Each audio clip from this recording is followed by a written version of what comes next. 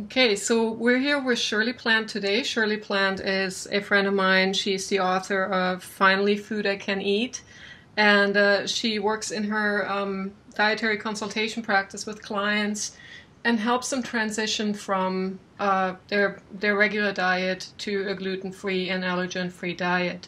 And I want to talk to her today because many of my clients I have questions about a gluten-free diet, and and sometimes I get a person training with me or working with me in my coaching practice who just got diagnosed with celiac and is completely thrown off and doesn't know what to do, and it's a really difficult situation, especially because people are usually with me trying to lose weight, and everything kind of gets gets completely thrown off. So, Shirley, what has your experience been when you first found out that you were gluten free or celiac and you had to live a gluten free lifestyle? Well, for me, I first found out I couldn't have wheat. I didn't know that I was celiac. I only found out I was celiac a few years ago. So 20 years ago, I found out I couldn't have wheat.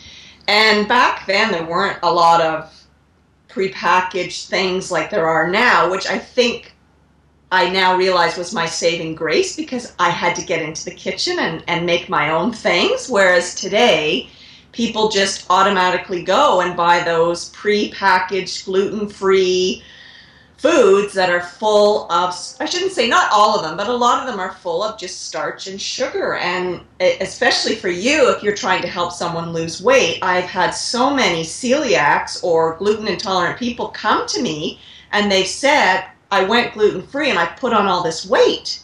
And I said, well, what are you eating? Oh, prepackaged this and pasta this, and I'm like, well, just because it says it's gluten-free doesn't mean it's healthy. You've got to start to read the ingredients. And I think that's key. I really get people to start reading labels, what's in there, knowing what's in there. But yeah, for me, it certainly was difficult because I was a sugarholic and everything I ate had white flour in it. I was a white potato, I was a white flour, white sugar. So it was huge and it took me quite a while. So I understand, I kind of feel that I can help people because I've been there and I know that sugar is addicting, and so is wheat. So we need to really hold their hand when they're transitioning, but it can be done. I've done it, and it doesn't mean you have to be in the kitchen 24 hours a day at all. It just means getting back to some healthier foods. It's so interesting you said that in the beginning with the packaged food, because that's what I find quite often, that people are so desperate, and there's also that whole deprivation factor of, I can't have my pasta, I can't have this, I can't have any baked goods. And now of course they try everything out there to see if it measures up. They're going for the muffins and they're going for the gluten-free cookies, and they're all fantastic, but of course they're still packing on the Weight. nutrition. And well, yeah, and yeah, so so that's what we're dealing with here.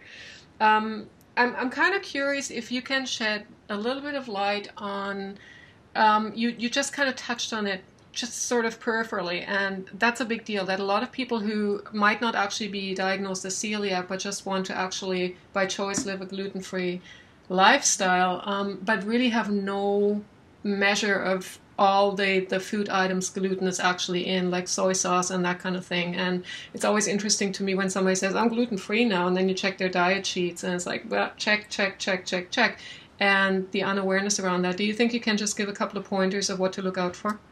Sure. And again, it's about reading labels, but it's knowing what to look for. And you're right. I had someone who came to me and said, I've been gluten-free. She had more gluten intolerance, and she just felt better when she wasn't eating gluten. And I think there's a lot of people out there like that. And yet she was eating a lot of stir fries. And exactly what you said, she was just using regular soy sauce, regular stir-fry sauces, and they all have, most of them have wheat gluten in them, whether it's called hydrolyzed protein, wheat starch, seasoning, spices. Gluten goes by different names. So I talk about that whenever I meet with people. I have a little bit of a cheat sheet that I give to people so that they know, because it's not just wheat. And it can be in your prescription drugs. It can be in your supplements. It can be in your toothpaste. It can be in your shampoo. So all of a sudden you think, wow, I'm living a gluten-free life, and your frozen lean cuisine dinner has got some gluten in it or some wheat starch in it as a preservative, because they use wheat and starch as a preservative. So that's really, really important. And certainly if someone just wants to avoid gluten because they think they'll feel better, it may not make such a huge difference if they're getting a little bit here and there. But certainly if they're intolerant, they have a sensitivity, and for sure if they're celiac. This woman actually was celiac, and she was using soy sauce, and I just said, wow, and as soon as she stopped doing that, all of a sudden she was like, what a difference. So be something so minute as that, if you have celiac, that just makes you still feel unwell.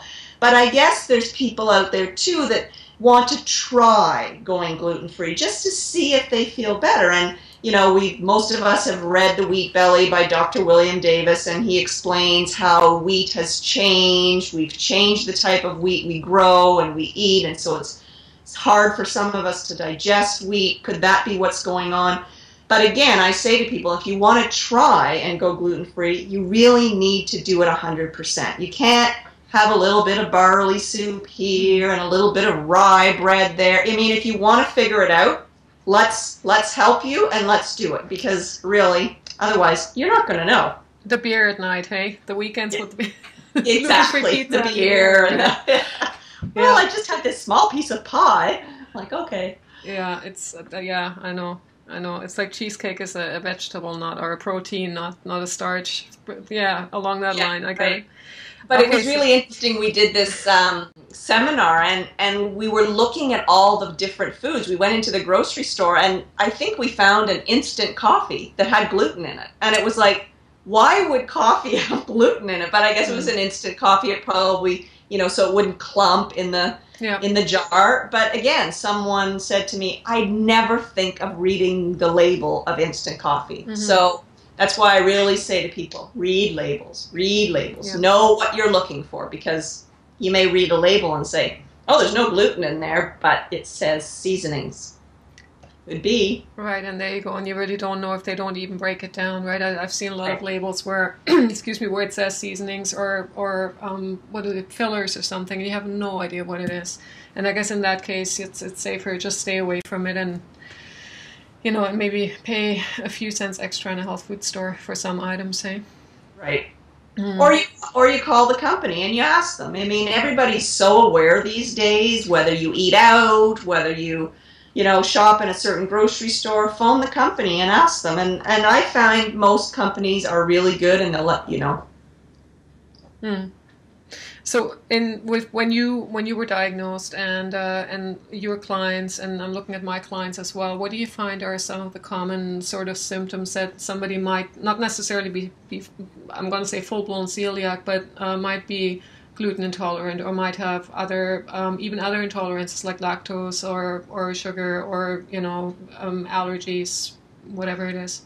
I find a lot of it is in the gut. A lot of people have stomach issues. They have either a bloated belly. Again, it depends on the age, too, of the person. I do see a lot of moms with children that have ADHD and autism, and it's a hyperactivity. They can't concentrate. And when they take gluten, I even had someone a couple of months ago, her child was on the autism spectrum and was nonverbal. And within a month of being gluten-free, dairy-free, sugar-free, that child was talking. That's and amazing. It was just mind-blowing. And not to say that every child is going to be that, not at all. But, I felt for her, because this was so hard for her to do, her child. I truly believe that a lot of illnesses begin in the gut. And it's hard. We have more brain cells in our gut than we do in our brain, and it's hard to get off those foods. And especially if your child has been programmed, and it's just craving those foods. It was so difficult for her to do this, and I just was so thrilled that she saw such a huge result, because sometimes people don't see a big result. It really does take time. A lot of women come to see me and they have maybe stomach issues or headaches, or just, as you say, with lactose, maybe it's always a stuffed nose, and it does take a while, to get that out. And especially if they are not cheating, but not knowing that they're cheating, then again, it can take a long time. And I understand the frustration, because people say to me, okay, I've been doing this for 6 weeks. Like, why aren't I Superwoman? And I'm like, we're going to get there. We're going to get there. And you know what? You may not get there, but you may just feel a little bit better. And you just give your body a break, because you've got all these sensitivities and allergies that are kind of pushing on your immune system. And, with your clients, if you're trying to lose weight and you're trying to do yoga, and, it might just be too much. So if you alleviate these sensitivities, then wow, all of a sudden maybe the yoga and then losing weight, and that becomes a little bit easier on the body. So yeah, I think, and that's a good point, because I mean, in my industry, when people come to me for, like you said, weight loss, yoga, personal training, they're ready for change. They want to do something, they're right there. So that's a good time to actually make these changes, right? So on that note, when maybe you can just give us a few tips on what would make it an easy transition for somebody who, I guess I should ask you, what has your experience been in terms of, being diagnosed with celiac, to the support that people get from clinical dietitians, the support they get from doctors, what they can do? Is it a matter of, saying, these are the items you can eat, go to the store and buy the packaged food, or is there actually a really good education in place that teaches them exactly what to stay away from, the ingredients that we just talked about, like hydrolyzed protein, that kind of stuff? So, I find it's really mixed, and I think it depends on where you live. We're really lucky in Canada. We have a good celiac association. But again, each chapter, of course, according to what province you live in, I do find that some of them, again, say they preach, oh, there's lots of prepackaged gluten-free stuff you're not going to go without. And I think, oh, please, no. Again, I've come in contact with doctors that are really good. They're really open-minded, and others that are very closed. They tell you exactly what to eat. The dietitians say follow the Canadian Food Guide, and I think not everybody can do that. Not everybody feels well doing that, but I know that that's how they were taught. That's the research that supports it, and yeah. But we don't want to go there. No, let's not. Let's keep this clean. Yeah, it all depends. And again, I have some doctors, and they send me their patients because they don't have time to help these people find recipes, as you say, know all the hidden. I mean, they're very busy practitioners, and so that's sort of where I come in, and that's where I'm happy to help and share recipes and menu ideas for people. But yeah, I guess it just depends where you live. I've heard great things sort of through the States that I think it's the celiac sprue associations are quite good.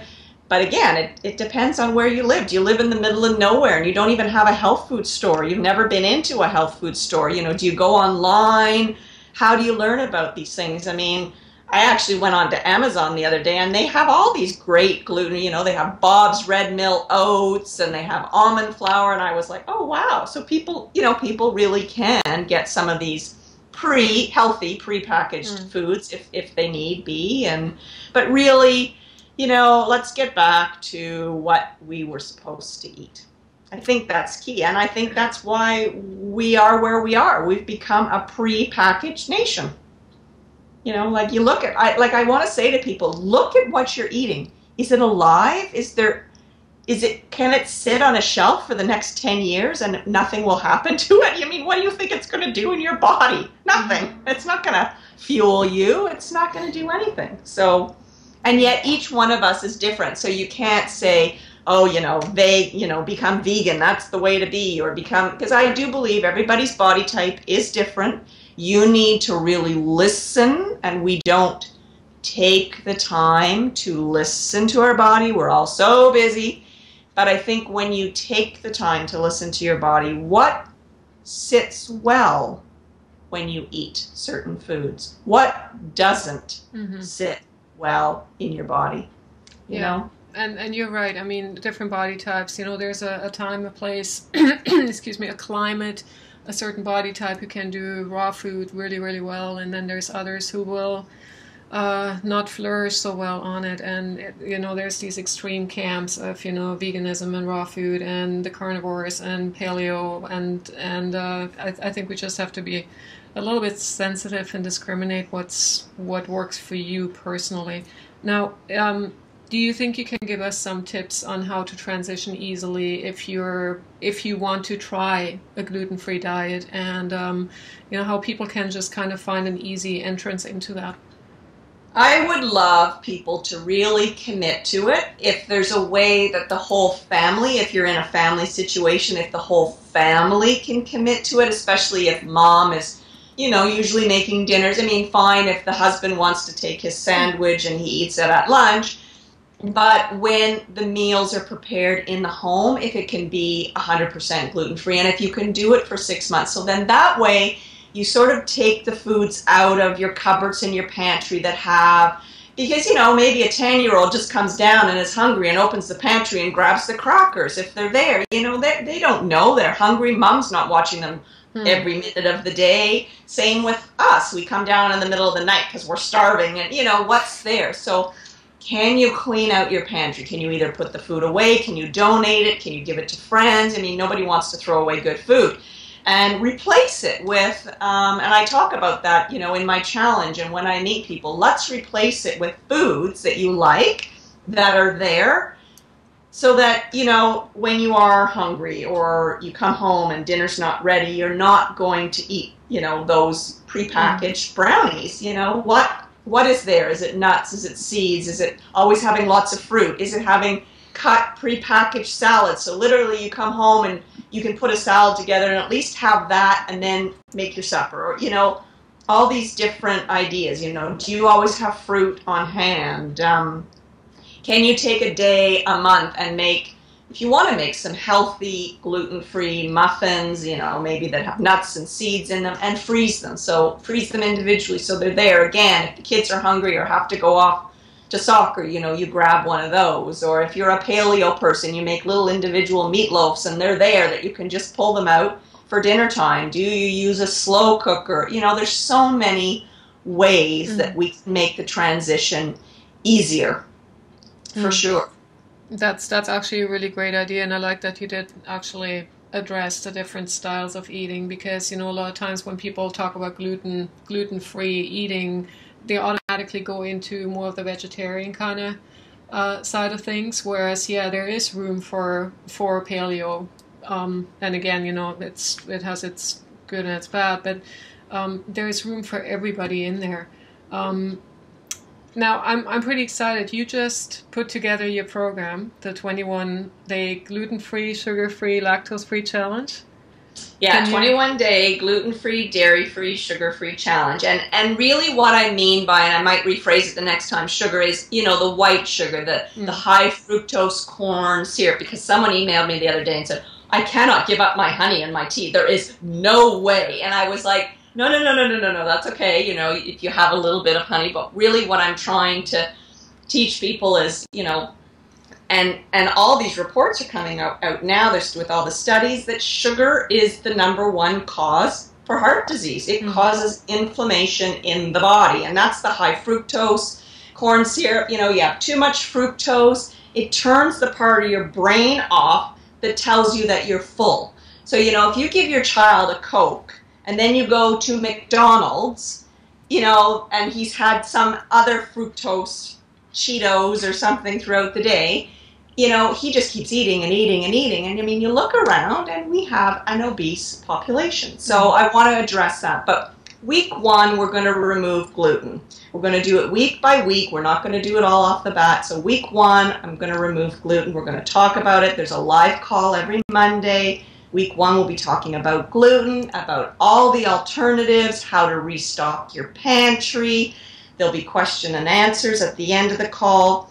Week 2, we're going to remove dairy because, as you know, about 75 to 80% of us cannot digest lactose. And I'm going to talk about lactose and casein and what's the difference and things like that, and what are the substitutes we can use. And then week 3, we're going to remove sort of the high fructose sugar. And I mean, lots of the desserts that I make have a little bit of maple syrup or honey. Really what I want people to do is start to change their taste buds so that they can start to reduce the high fructose corn syrup and the white sugar and the brown sugar. And, you know, those sugars give us no nutrients, nothing of value, empty calories, but it's not going to be cold turkey, you know, for sure. Can we get to a way where we start using fruit to sweeten things, so we're getting the fiber and the natural sugars, stuff like that we're going to talk about. I'm going to send out recipes, menu ideas. I mean, I'm going to be with you every step of the way. There's going to be a Facebook group.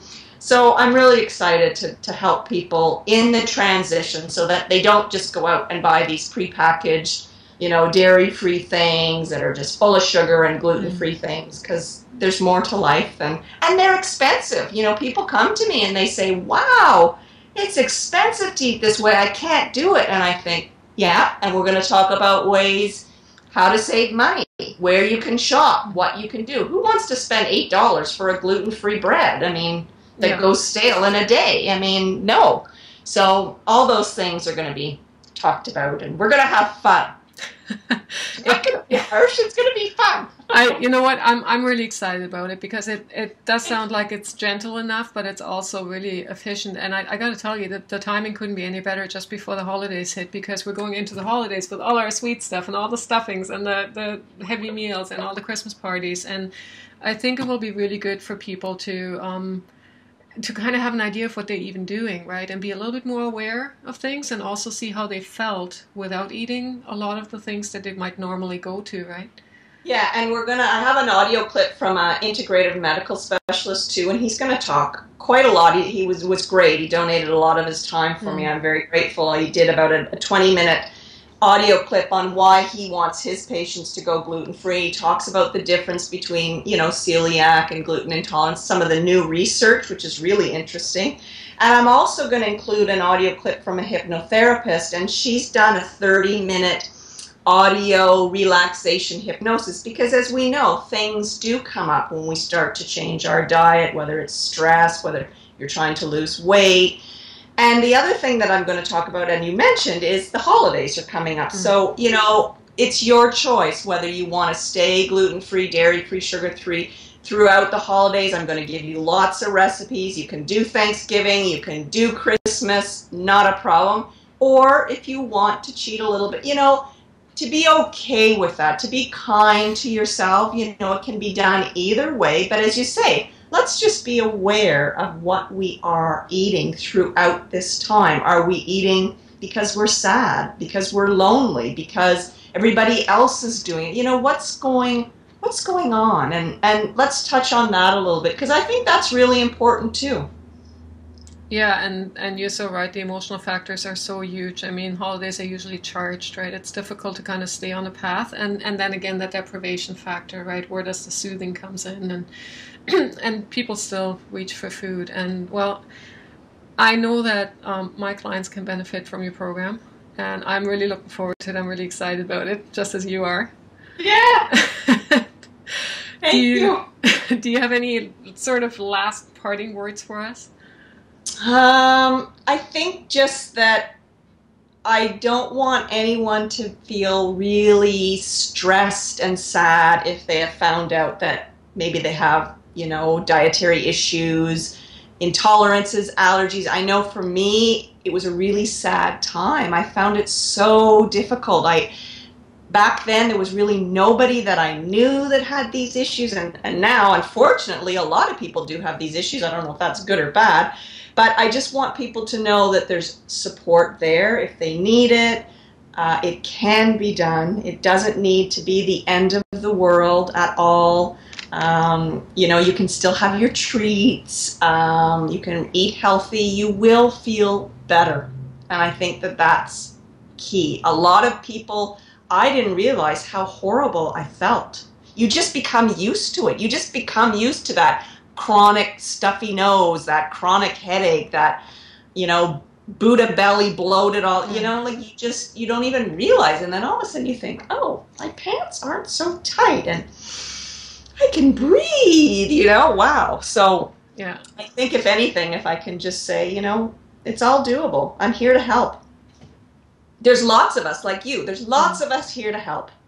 You know, Help just is ask. there. Exactly. Just ask and know where to go, right? Exactly. That's awesome. Well, thank you so much for taking the time, Shirley, and for the information. I'll make sure the typical YouTube underneath the video. I'll make sure to put the information for the 21-day challenge and also for your book, Finally Food I Can Eat. And thanks for your time, Shirley, and we'll hope to talk to you soon again.